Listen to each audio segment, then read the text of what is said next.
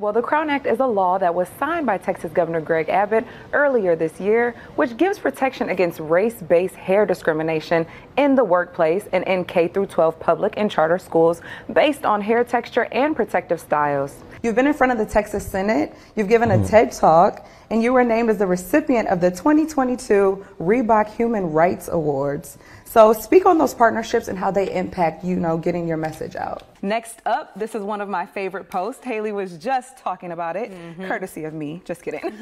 Most people don't even understand the words on the ballot. You get confused sometimes, Haley? Yeah, and then I'm like, am I for or against this? I have no idea. That's my biggest confusing. That's so we want to make sure everybody's having responsible voting this year, especially when it comes to those propositions. Like I said, I'm certainly one of the ones that gets confused with all of the political wording. It's too much for me. So like I said, we've talked about this a lot, and that's why we got you covered.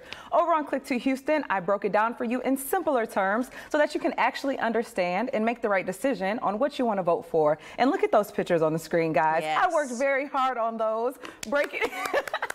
Thank you. Breaking it down in layman's terms, yes, with some pictures. Now, as you guys just heard, we were able to speak to Harris County Judge Lena Hidalgo, who is in attendance to tonight's watch party. And we're expecting Congresswoman Sheila Jackson Lee to arrive at any moment and give some sentiments for tonight. Live in downtown Houston, Moriah Ballard, KPRC 2 News. The city of Houston is gearing up for a 4-day celebration of college football, and it's kicking off this week. Now, tens of thousands of Houstonians and visitors from across the country are expected to attend the 2024 College Football Playoff National Championship. Good morning, guys. We're here right now at the George R. Brown Convention Center, and we are at the mega adoption event. There's going to be 2,000 animals here, dogs, cats from over 20 agencies, and we're definitely looking for these fur babies a forever home. I'm going to show you guys real quickly the two that I want to take home with me. This is Whisper. How beautiful is she? And then we're thinking this is her twin brother, Yell. So these are just a few of the animals who are here looking for their homes. The crates are set up. Today is loading day, guys. So we're expecting a lot of people to come out here. The event starts Saturday at 10 a.m. You can buy a fast pass for $75 beginning at 9 a.m. You'll be able to have your pick of the litter coming in here. I expect all of Houston to show out and check out these amazing pets. There's obviously a huge crisis with animals in the Houston area, and events like this is what's going to help our community and help these animals get that forever home. And we definitely hope you all will join us. Moriah Ballard, KPRC 2 News. As a normal person from the outside looking in, you would look at Megan Thee Stallion, you think she has everything together, no mental health issues. Speak to why we should not, cast judgment on people that we just simply don't know. We don't know what they're going through. Well, we live in a society where we're making comparisons. So Keith Lee is now a viral food critic who has taken social media by storm, and he traveled to Houston. So a few weeks ago, there was some banter back and forth. He was in Atlanta doing a food review. People didn't really like his food reviews because they were so honest. But then he came to Houston, and he has said almost nothing but good things about the Houston food scene, which we know is the top in the country. Listen, I love to eat. I'm a foodie. Houston takes the cake. I spent a little time in Nashville. I'm from Cleveland, Ohio. No place compares to Houston food culture. So the Keith Lee effect, though, these restaurants are seeing an outpour after Keith Lee came to their restaurant. We had KPRC2 digital content producer Brittany Taylor go and check out one of the restaurants. She went to Cool Runnings, and she was eating in her car. She said the food was amazing. Keith Lee said it was the best food plate he's ever had. Wow. So that meant a lot. And then I guess the next days, people were wrapped around the corner. The food lines were so long. What's up, everybody? It's digital producer Moriah Ballard here on Houston's West Side at the Sneaker Summit Consignment Shop. And the crew in here is getting ready for their 18th annual sneaker convention that's going to be held this weekend at NRG Center. Now, we're going to get an exclusive sneak peek on some of the things that fans can expect at this year's event. We're at Texas Southern University, and we're waiting for Megan Thee Stallion. Everybody is waiting for her, and the students are beginning to funnel in. We want to know the participants. We want to know the recipients of the scholarship. So stay with us as we take you through this day. You know who the special guest is? Have y'all heard? Y'all excited to see Megan?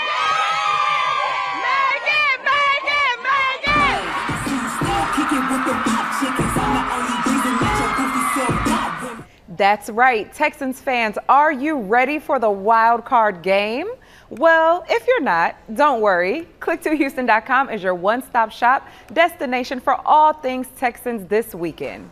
Now, over on our site, we have several articles to help get you ready. Now, even though I'm a hometown Cleveland Browns fan, I will just say, go Texans. In the newsroom, Moriah Ballard, KPRC2 News.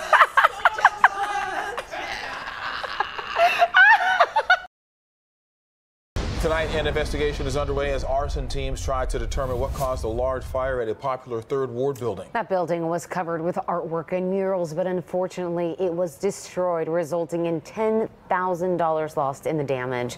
The fire started at around 1 o'clock this morning on Ennis and Elgin. Crews were able to safely put it out. Nobody was hurt. A nearby mural honoring George Floyd was not damaged. KPRC2 digital producer Moriah Ballard spoke with the Third Ward real estate developer who gave more insight into the historical importance of murals in that area.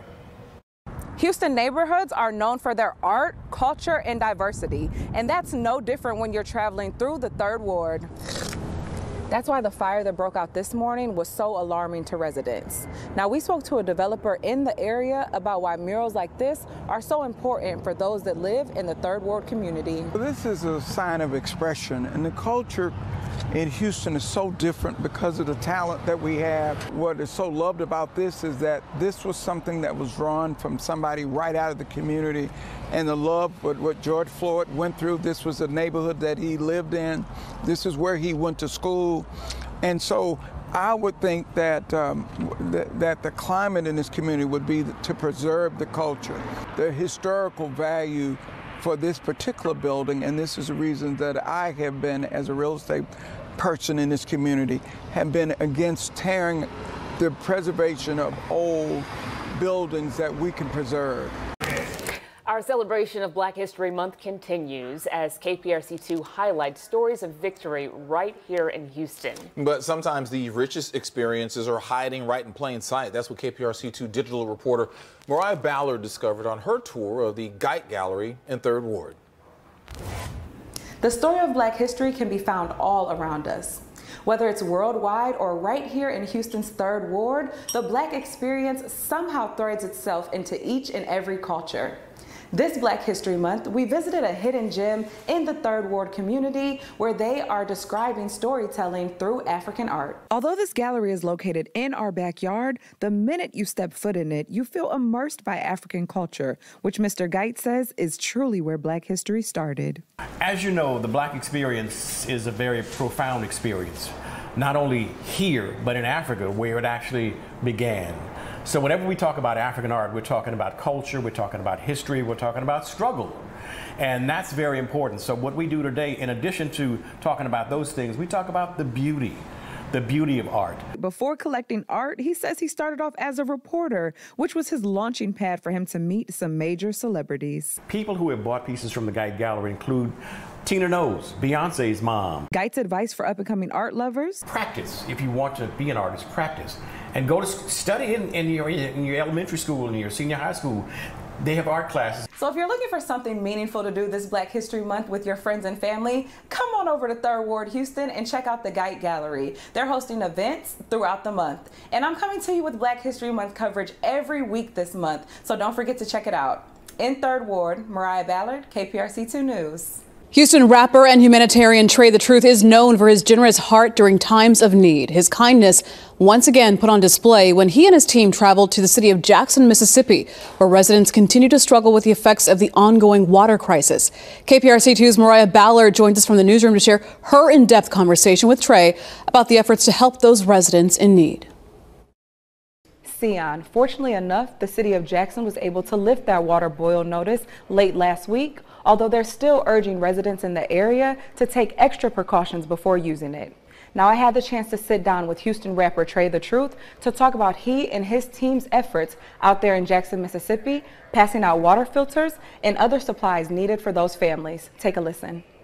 Houston rapper and activist Trey the Truth and members of the Relief Gang loaded up supplies and hit the road, headed to Jackson, Mississippi to help residents dealing with the decades-long water crisis. In September, members of the community started reporting that the water in their homes was completely unable to be used. Some even saying that the water was so contaminated that their once clear, clean water began running a muddy, dark brown color. That's where the relief gang stepped in and decided that enough is enough. It's been going on since the 80s and 90s out there. So, we thinking it's been happening for 2 weeks, not knowing it's been almost 2 decades that they haven't had pure water.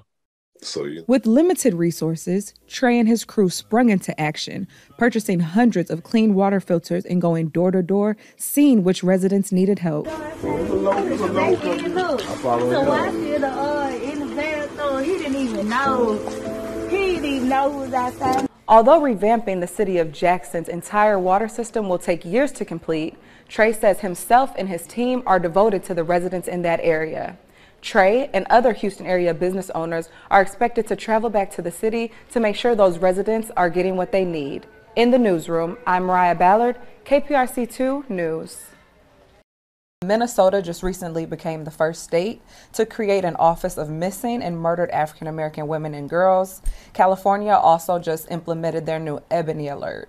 So my question to you is, do you see these actions or initiatives being helpful or harmful? Do you think it's going to start to become white noise that people may just ignore when they get that Ebony Alert to their phone? Or do you think that more states should pick this up?